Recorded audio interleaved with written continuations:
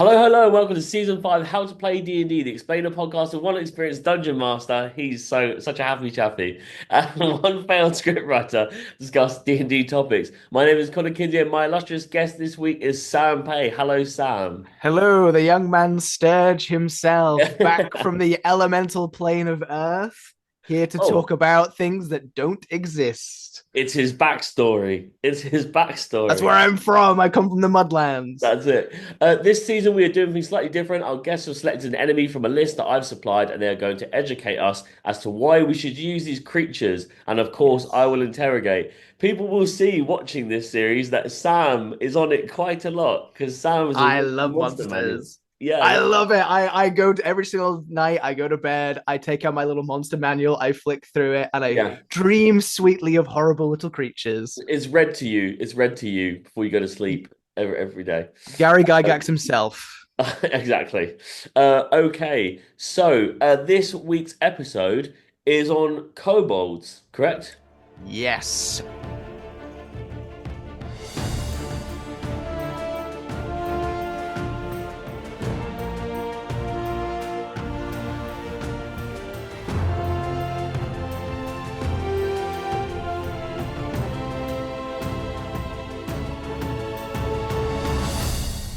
Okay, so today's episode is on kobolds. It's the discounted dragon toy your mum gives you as an early Christmas present because your dad left a year ago today. Sam, I've narrowly avoided death due to fornication with a shark. Is it wrong to not want great white babies? What am I doing? I do not know what you're Yeah. doing. What situation are you in where you're that's the only way out? I've done every Only app. way out I've done every app. All I've got left is is sea having creatures. babies with a great white shark. Yeah, yeah. The mother of the sea. I think you're gonna just have to, you know, get ready to be a parent. So get Yeah. into that life and just accept those responsibilities now. You're And the looking good after thing is, probably a litter of shark babies now. yeah, yeah. And King Shark, hopefully. King Shark. And the good thing is, they eat each other in the womb. So I only have one child. I won't have lots of That's child true. benefit. So that's Good bit of child cannibalism to start the yeah. podcast off with, which is Well, always a now good to one. the weird question. No, I'm only joking. Okay, to the proper questions. Why did you pick kobolds? I love them. One of the Okay, done. first. Yeah, that's it. We're Yeah, done. Don't need to done. record anymore. No, they're fantastic. They're really great little monsters. From a purely sort of like nostalgia point, the first adventure I ever ran as a DM was one of the Explorer's Guide to Wildmount adventures made in collaboration with Critical Role, and the first combat encounter in there is kobolds. So Okay. I've a long history with those little guys. I've got some fantastic little, probably won't come up very well on the Okay. camera. Some lovely little kobold minis that I always try to crack out whenever I get the opportunity. They're great, and they're a fantastic monster for a first adventure or for low level players. They're really good. No, well, we'll kind of go into that immediately. What kind of stats does a kobold have to make them good for low level adventures? Low stats, Low very low stats. stats. I'm Okay. looking at most of the kobolds I'm seeing here, and we're not seeing hit points above a 10, really. Beautiful. They Beautiful. are, I mean, I think they're quite comparable to goblins in that they're Yeah. little guys who infest places, they get in trouble, they're mischievous. But unlike goblins, they've got a load of variations. I don't know what it is that everyone else seems to have hooked onto kobolds, but you've got the classic Icewind kobold, which is that art of those three guys in a trench coat. Yeah. You've got Yeah. your winged kobolds. You've got kobolds with shields. You've got sorcerer kobolds. I am looking here and I can For see a sure. vampire kobold. People love taking these little lizard boys and just putting a little bit of a spin on them and throwing them back out into the world. And there's just a lot of creativity that you can have with a DM using these Mm. little guys. I think they're fun as well. I mean, like goblins can be fun, right, and mischievous, and that's why they're also a good starter enemy. But kobolds are just like something slightly different, but they're kind of just a bit more silly. Do you know what I mean? It doesn't feel Yes. like an enemy. It feels like a cute little lizard friend you have alongside you, Yeah. but actually, it can be a baddie. Yeah, I think a part of that is also to do with the fact that, like, if we briefly take a sidebar into a slightly serious part of the conversation here, that there is this kind of anti-Semitic connotation that accompanies a Right. lot of like goblin races and characters. So to have a silly, mischievous creature that can fulfill the goblin role whilst being creative and fun and possibly not upsetting the players that you've got at the table, Yeah, it's kind of a win-win. It writes itself really. it They're does. Yeah. really cool. I think it's the same thing. I mean, once again, kind of going off on a bit of a tangent, but you know, like the lizard skin, like men in Oh, Warhammer, people love them for the yeah, same kind of thing, like the stuff they can get up to and the abilities they have is kind of like silly, but you do actually need to take it serious when it comes to it, and it's the same 100%. kind of gimmick. You know, like one is funny when there's 10, you're like, oh, okay, I actually need to like, you know, get in and make this, yeah, get rid of this. Yeah, fighting a CR 1/8 Kobold is never going to be a problem. When you've got a swarm of those bad boys and one of them is a sorcerer, then you've actually got a really interesting kind of like combat encounter for Yeah. those low to mid levels of play. 100%. How does a DM use a kobold in their game? So there's a couple of different ways of doing it. Looking here again, the highest CR kobold we're getting is a 3. So Okay. your kobolds are not going to want to be big bads or villains. They're going Mm, to be your henchmen. They're going to probably be, if there is like a plot hook to the adventure or the story where, oh, like an event happens that gets the adventurers in the space, it's probably going to be a kobold messing up. right. Yeah. Because if they're the henchmen, they are like your like low pay, a bit shit at the job. You know, the Lich is making some like, oh well, we can't keep paying these skeletons, this kind of stuff. Let's just throw some kobolds on it. They're a good incompetent villain, and they're a great way of introducing players to an adventure.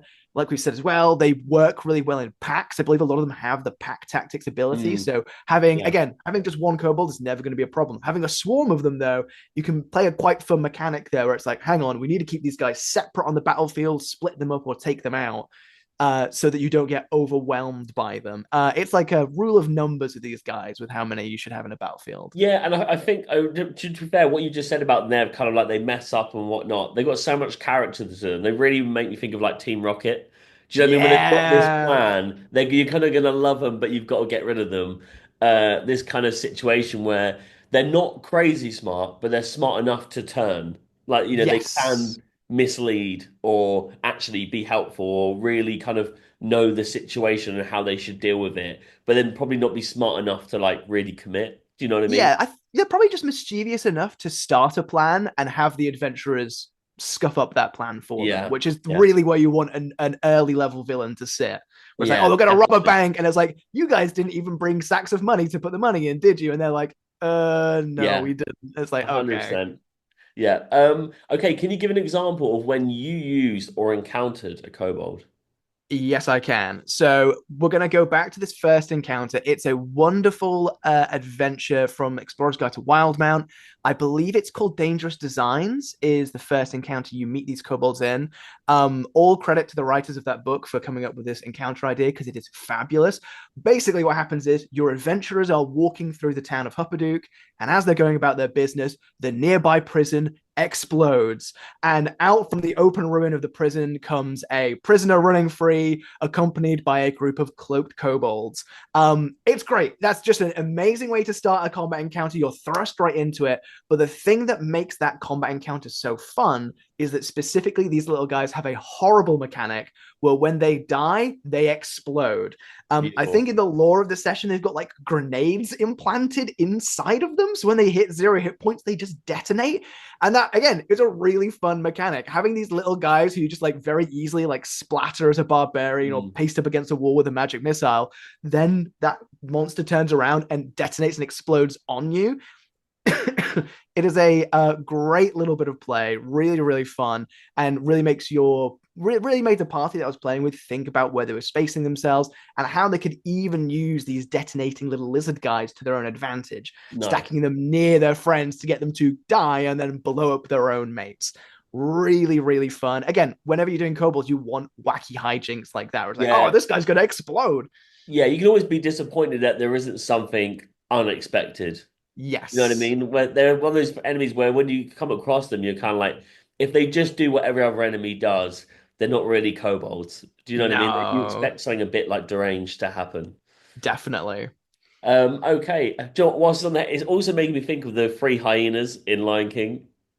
Once again, Yes, just just that kind like of like, crazy jokester characters yeah, that I think they're the kind of villains that everyone feels reluctant about having to kill because it's just yeah, like a do we have to? They're very sweet. yeah, yeah.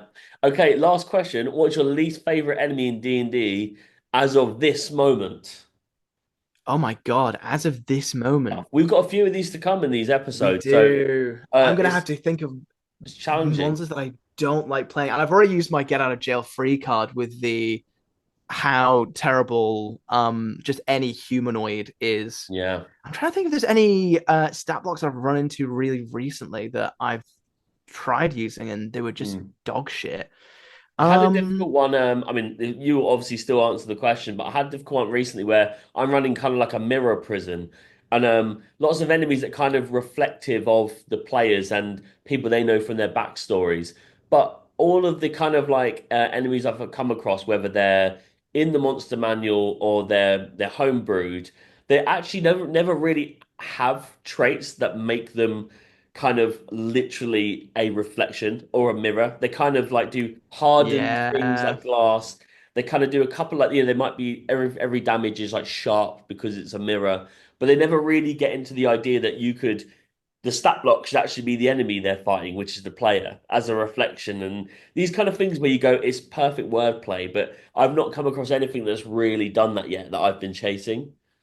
Yeah, that's just like takes the characters and reflects their own stuff back onto them. Yeah, I really think obvious that's stuff, but no one's doing it.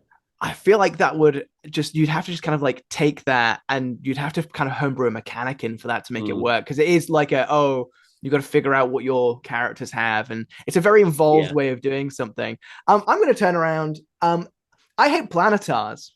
Okay, all right. I they're boring. They're dull to me. The Celestials are so milk toast in terms of what we have up there. Like you Yeah, look down to the nine hells and the abyss. We've got demons. We've got devils. They've got weird ways of working. You can form contracts with them, and they're in a blood war and they're fighting. There's so much narrative story potential there, and it's like cool. Okay, well, what's heaven doing? And heaven's like, hey, welcome to like the good celestial planes. yeah, We are just normal people here, and like looking at the planetar, I've run a like the high CR celestials a couple of times, and the only thing that's special about them is how much damage they do and how many hit points they have.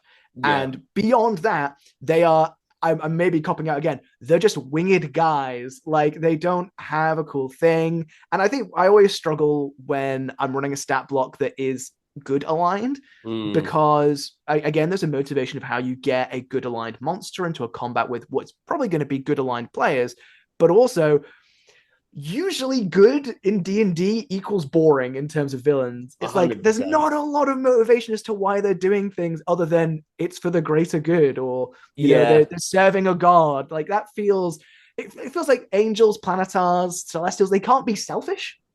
And it's no, like you're I still want trying them to to have play their own them the thing. right way to the alignment, and if you don't, then they are just Yeah. enemy. They are just evil. So And it's I so yeah, unless and you've I got an all evil group, which is hard to come by.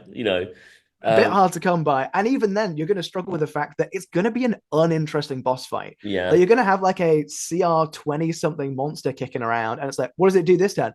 Well, you bet your ass it's going to multi attack hit something. And that's it. It's yeah, just kind of a bit lame. yeah. It's fair. Well, I mean, yeah, got there in the end, and we got a god out of it. You hate gods. I Okay, hate gods. hate gods.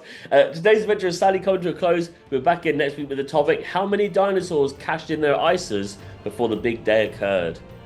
And as always, thank you for tuning in. And if you like joining the D&D action, then please follow us on Instagram at How to Play D&D, or check out the link in our bio to join our Discord server. I've been Connor Kinsey. I've been Sam. Good day.